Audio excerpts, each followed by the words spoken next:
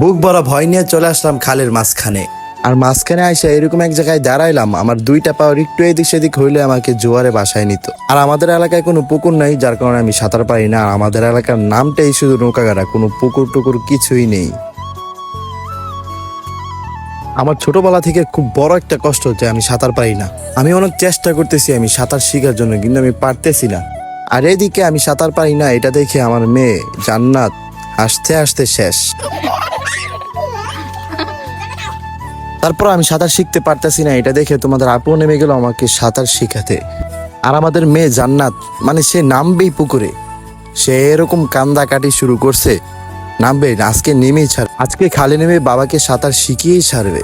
সবার জীবনে কিন্তু একটা স্বপ্ন থাকে, আমার জীবনের স্বপ্ন হচ্ছে সাঁতার শেখা। আর এই সাঁতার শেখাটা নিয়ে বারবার আমি চেষ্টা করি, বারবারই আমার নানার কথা মনে পড়ে। আমার নানা ভাই আমাকে অনেক চেষ্টা করছে, অনেক কষ্ট